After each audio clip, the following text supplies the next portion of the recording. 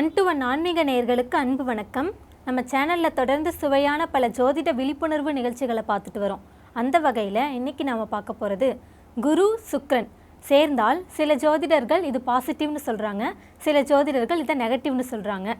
இதை பற்றி மூத்த பத்திரிகையாளரும் ஜோதிட ஆய்வாளருமான திரு ராஜேந்திரன் அவர்களிடம் கேட்டு தெரிஞ்சுக்குவோம். வணக்கம் சார். வணக்கம்மா. சார், குருவும் சுக்ரனும் சேர்ந்தால் சில ஜோதிடர்கள் புலிப்பாணியில் அது பாசிட்டிவாக தானே சொல்லியிருக்கு, நீங்கள் ஏன் அதை நெகட்டிவாக சொல்கிறீங்க அப்படின்னு சொல்கிறாங்க. இன்னும் சில ஜோதிடர்கள் அதை நெகட்டிவாக சொல்கிறாங்க. நீங்கள் குருவும் சுக்ரனும் சேர்ந்தால் குரு சுக்ர மூடம் அப்படின்னு சொல்கிறீங்க. இதில் எதை சார் எடுத்துக்கணும்?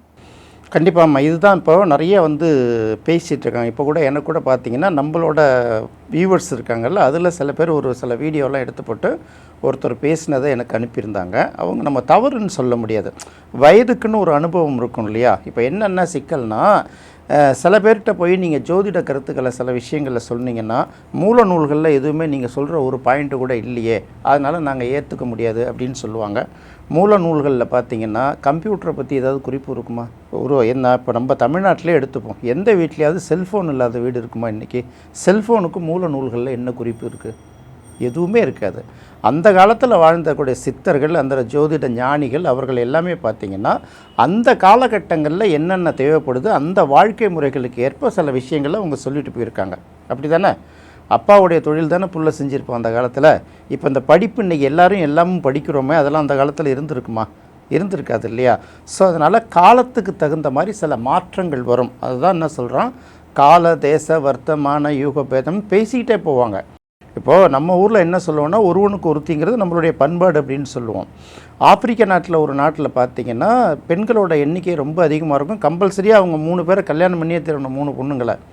அந்த ஊருக்கு அது நியாயம், நம்ம நாட்டுக்கு அது நியாயம் கிடையாது. இப்போ நம்ம இப்படி தானே பார்க்குறோம். அப்படி பார்க்கும்போது அதான் என்ன சொல்கிறாங்க, கால தேசம், காலமும் மாறுது, தேசமும் மாறுது. அப்போ சில கொள்கைகளும் மாறி போகுது இல்லையா? அப்படி போகும்போது அதுக்கு தகுந்த மாதிரி ஜோதிடத்தை நம்ம கொஞ்சம் மாற்றி அமைக்கணும். இதுதான் உண்மை. புலிப்பாணியோட பாடல் 146வது பாடலில் அவன் தெளிவாக சொல்லியிருக்கான், குரு சுக்கிரன் சேர்க்கை யோகத்தை தரும் செம்பொன் உள்ளோன் அப்படிங்கிறான். அப்போ அவர்கள் தங்கம், வைரம், வெள்ளி நகைகள் உடையவர்களாக இருப்பார்கள், இல்லைன்னா அது சார்ந்த தொழிலில் இருப்பார்கள். நகைகளை வடிவமைக்கிற கலைஞர்கள் கூட அவர்களாக இருப்பாங்க. அப்படிலாம் நம்ம எடுத்துக்கலாம். அதோட தொடர்புடைய தொழில்களில் அவர்களுக்கு அந்த தொடர்பு இருக்குங்கிறத என்ன எடுத்துக்கலாம்.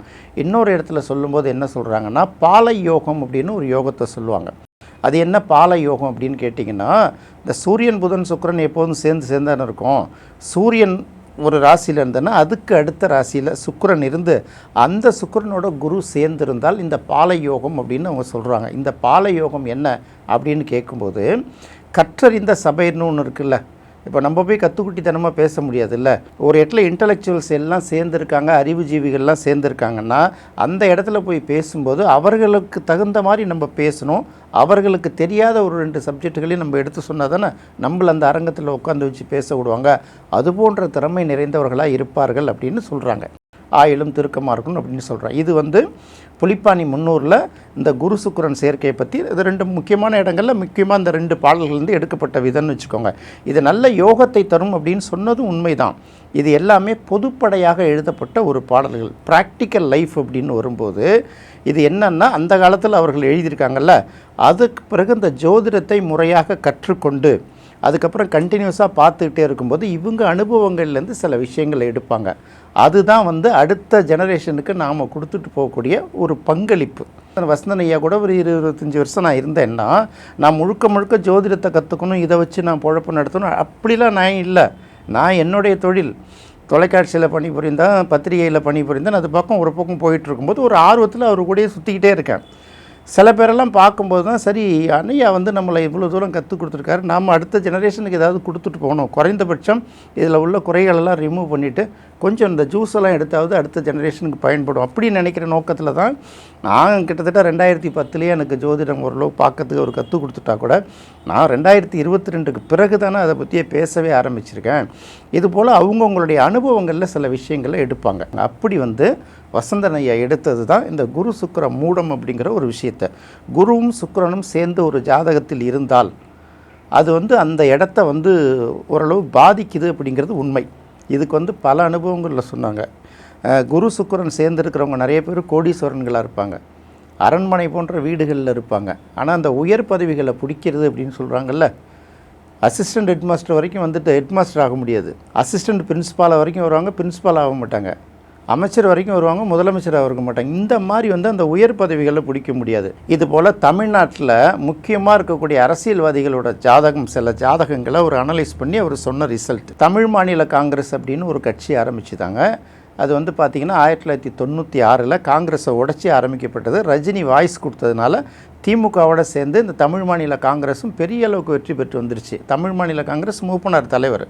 அதன் பிறகு பார்த்திங்கன்னா இவங்களுடைய ஆதரவோட மத்தியில் வந்து ஆட்சி அமைஞ்சது இல்லையா? அந்த ஆட்சி வந்து ஒரு பிரைம் மினிஸ்டரை மாற்றிட்டு வரும்போது அடுத்த பிரைம் மினிஸ்டருடைய வாய்ப்பு மூப்பனாருக்கு வந்துச்சு அந்த இடத்துல. அப்போ தமிழ்நாட்டை சேர்ந்தவர் ஒருத்தர் பிரைம் மினிஸ்டர் ஆக போகிறாரு, அப்போ மூப்பனார் ஆக போகிறாருன்னு எல்லாருமே பார்த்துட்டு இருந்தாங்க, ஜிகே மூப்பனார் ஆக போகிறாங்கன்ட்டு. ஏன்னா இப்போ வசந்தன் ஐயா கூட நான் தொடர்ந்து டச்சில் தானே இருந்துகிட்ருக்கேன். இப்போ நிறைய பேர் அங்கே வருவாங்க போவாங்க, இதெல்லாம் நம்ம பார்க்குறோம்ல. அப்போது ஒரு விஷயத்தை தெளிவாக சொன்னார், கடைசி வரைக்கும் ஒரு ஆள் அங்கே பிரைம் மினிஸ்டராக உட்கார முடியாது, பரபரப்பாக பேசப்படுவார தவிர உட்கார மாட்டாங்க அப்படின்னு சொன்னார்.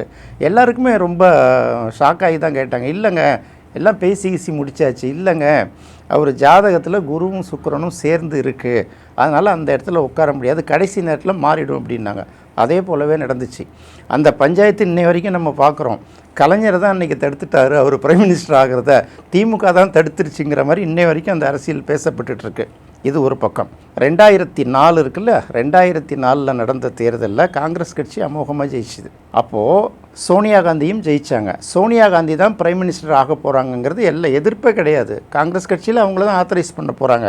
ஆனால் கடைசி நேரத்தில் அப்போவும் சொன்னார், அவங்களுடைய ஜாதகத்தில் குருவும் சுக்கிரனும் ஒன்றாக சேர்ந்துருக்கு, அதனால் பிரைம் மினிஸ்டர் ஆகிறதுக்கு வாய்ப்பே இல்லை அப்படின்னாரு. அதுவும் காங்கிரஸோட சம்மந்தப்பட்ட விஷயந்தான். அப்போ வந்திருக்கவங்கெல்லாம் இவர் இது வரைக்கும் சொன்னதெல்லாம் சரியாக தானே வந்திருக்கு, ஏன் இந்த மாதிரி தப்பாக சொல்கிறாரு, என்னென்ன நீங்கள் இந்த மாதிரி சொல்கிறீங்க ஐயா, அது சரியா இல்லை, எப்படிலாம் சொல்கிறாங்கல்ல, இதெல்லாம் நம்ம கண் எதுக்க பார்த்துட்டு இருந்தோம்ல. கடைசி நேரத்தில் என்ன நடந்துச்சுன்னு தெரியாது. மன்மோகன் சிங் பிரைம் மினிஸ்டர் ஆகிட்டார் இல்லையா? அதே போல் முன்னாள் முதலமைச்சர் மு.க. ஸ்டாலின் இருக்கார் இல்லையா? அவருடைய ஜாதகத்திலையும் குருவும் சுக்கிரனும் சேர்ந்திருக்கும். அவர் எப்படி முதலமைச்சர் ஆனார் அப்படிங்கிற ஒரு கேள்வி வரும் இல்லையா? இந்த குருவும் சுக்கிரனும் சேர்ந்திருக்கும்போது அதற்கு சனியோட பார்வை கிடைத்தால் ஓரளவு விதிவிலக்காக அது வந்து பயணிக்கிறது அப்படிங்கிறதையும் அவர் தான் சொன்னார்.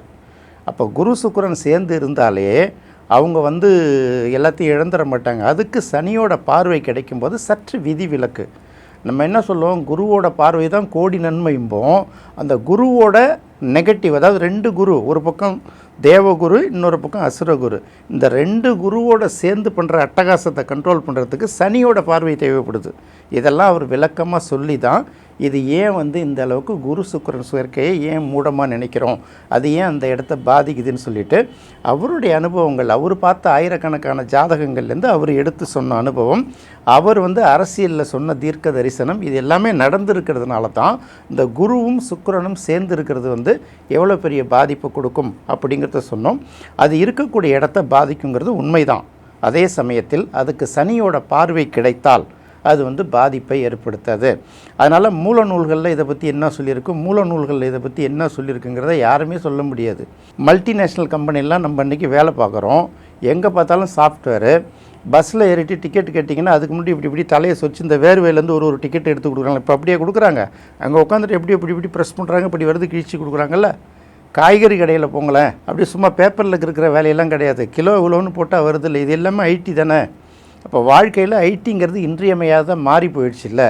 அப்போ இன்னும் நான் மூல நூல்களில் இருக்கிறது தான் கேட்பேன்னா, மூல நூல்களில் இதுக்கெல்லாம் இப்படி போய் காரணத்தை சொல்கிறது, மூல நூல்களில் இருக்கிற விஷயங்கள் எல்லாத்தையும் படிச்சுக்கிட்டு கால மாற்றங்களுக்கு ஏற்ப இது எந்த அளவுக்கு பலன் தருது அப்படிங்கிறத அனலைஸ் பண்ணி பார்க்குறது தான் ஜோதிட ஞானம். அப்போ வரக்கூடிய ஜாதகங்களில் ஒரு 50 ஜாதகங்கள் குரு சுக்கிரன் சேர்க்கை உள்ள ஜாதகங்களை எடுத்து அவங்களோட லைஃப்லாம் எப்படி இருக்குன்னு டெஸ்ட் பண்ணி பார்த்தீங்கன்னா தான் இது பாசிட்டிவாக நெகட்டிவாங்கிற ஒரு விஷயத்தை தெரியும். ஏன்னா இவ்வளோ நாள் வரைக்கும் இந்த நான் உதாரணங்கள் சொல்ல, மூப்பனாருடைய ஜாதகம், அதுக்கப்புறம் சோனியா காந்தியுடைய ஜாதகம், இது ஏன் வந்து பாதிக்கப்பட்டது, உயர் பதவி பிடிக்க முடியல, அதே போல் மு.க. ஸ்டாலின் அவர்களுக்கு அந்த காம்பினேஷன் இருந்தால் கூட ஏன் அவரால் வந்து முதலமைச்சர் ஆக முடிஞ்சுது. அவரும் போராடி தான் இருக்கார், ஈஸியாலாம் அவ்வளோ சீக்கிரம் வந்துடல, அவர் எவ்வளோ நாள் கட்சியிலேருந்து போராடி தானே வந்திருக்காரு. அப்படி இதெல்லாம் சொல்லிட்டு தான் நாம் வந்து இதை சொல்கிறோம். இன்னும் சில பேருக்கு என்னன்னா இது என்னன்னே தெரியல, அவங்க என்னமோ சொல்லிகிட்டு இருக்காங்க, நாம் ஒரு பக்கம் சொல்லுவோமே, குருவும் சுக்கிரனும் சேர்ந்தால் கஜலட்சுமி யோகம் அப்படிங்கிறது. ஏன்னா முதல்ல இந்த குருவும் சுக்கிரனும் ஒரு ஜாதகத்தில் சம்மந்தப்பட்டதுன்னா அவர்களுடைய தொடர்புடைய சில பெயர்கள் இருக்குது, இந்த பெயர்கள் இருக்கும். அதே போல் அவர்களுக்கு பிடித்த இனிப்பு வகைகள், இனிப்பு நிறையா இருக்குது, இதில் எந்த இனிப்பு பிடிக்கிறதுன்னு ஒரு கணக்கு இருக்குது. அந்த சம்மந்தப்பட்ட இடங்களில் என்னென்ன பெயர்கள் இருக்கும், என்னென்ன பெயர்களில் என்னென்ன துறைகளில் வேலை பார்த்தவர்கள் அந்த இடத்துல இருப்பாங்க, இதெல்லாம் இருக்குது குரு சுக்கிரனுக்கு பின்னாடி. இதையெல்லாம் தெரியாமல் அதில் அப்படி தானே சொல்லியிருக்கு, இதில் இப்படி தானே சொல்லியிருக்குன்னா ஓகே சந்தோஷம். புலிப்பானியில் கம்ப்யூட்டரை பற்றி என்ன சொல்லியிருக்கு, புலிப்பானியில் மொபைலை பற்றி என்ன சொல்லியிருக்கு, இதெல்லாம் கொஞ்சம் கேட்டு சொன்னாங்கன்னா நல்லாயிருக்கும். காலத்துக்கு தகுந்த மாதிரி தன்னை மாற்றிக்கொள்ளாத எந்த சமூகமும், நான் சொல்கிறது வந்து இந்த இடத்துல சமூகம்னா ஜாதியை சொல்லலை, ஒரு துறையும் அப்டேட் பண்ணிக்கலைன்னா அது என்ன ஆகும்னா இன்னும் அங்கேயே தான் பிடிச்சி நின்றுக்கிட்டு இருக்கணும். எழுதியிருப்பான் அந்த காலத்தில், சிவிகைன்னு எழுதியிருப்பான். சிவிகைன்னு என்னென்னு தெரியுமா உங்களுக்கு? பல்லக்குன்னு சொல்கிறாங்கல்ல, இப்போ என்ன பல்லக்கிலையே பயணிச்சுக்கிட்டு இருக்காங்க? எவ்வளோ விஷயங்கள் இருக்குது, இதெல்லாம் கவனக்கு எடுத்துணும். தேர் சிவிகையெல்லாம் இப்போ உண்டா? அதனால் மூல நூல்கள்ங்கிறது நம்மளுடைய அடிப்படை விஷயமாக பார்த்துக்கணும். கால மாற்றங்களுக்கு தகுந்த மாதிரி ஒரு கட்டத்தில் இம்ப்ரூவ்டு வெர்ஷனை நம்ம அப்ளை பண்ணி பார்க்கணும். அப்போ தான் அடுத்து வர்ற ஜெனரேஷனுக்கு நம்ம ஏதாவது கொடுத்துட்டு போவோம். இதுதான் குரு சுக்கிர சேர்க்கையோட முக்கியமான பாயிண்ட்ஸு. எந்த ஜாதகத்திலேயாவது குரு சுக்கிரன் சேர்க்கை இருந்தால் அதற்கு சனியோட பார்வை இருக்கான்னு பார்த்துட்டு நம்ம செயல்பட்டோம்னா அதோட பலன்கள் மாறும். அப்படி இல்லையா, வழக்கம் போல் சொல்ல வேண்டியது தான் கஜலட்சுமி யோகங்களாம், ராஜலட்சுமி யோகம், ஜெயலட்சுமி யோகம்னு ஏதாவது ஒரு யோகத்தை சொல்லிக்கிட்டே இருக்க வேண்டியது தானே. அதனால தான் நம்ம தெளிவாக சொல்கிறோம். உண்மையிலே வந்து இது நீ கேட்டது ஒரு நல்ல கேள்வியாகவே நான் பார்க்குறேன். மூல நூல்களை மட்டுமே அடிப்படையாக வச்சுக்காம காலத்துக்கு ஏற்ற மாதிரி ரூல்ஸ் அண்ட் ரெகுலேஷன்ஸை மாற்றிக்கணும், எல்லாருமே மாற்றிக்கணும் அப்படிங்கிறத குரு சுக்கிரன் சேர்க்கை மூலமாக தெளிவாக ஒரு உதாரணத்தை கொடுத்தீங்க சார். ரொம்ப நன்றி சார். நன்றிம்மா. நேயர்களே, இந்த நிகழ்ச்சி உங்களுக்கு ரொம்ப பிடிச்சிருக்குன்னு நினைக்கிறேன். மீண்டும் மற்றொரு சுவையான நிகழ்ச்சியில் சந்திப்போம். நன்றி, வணக்கம்.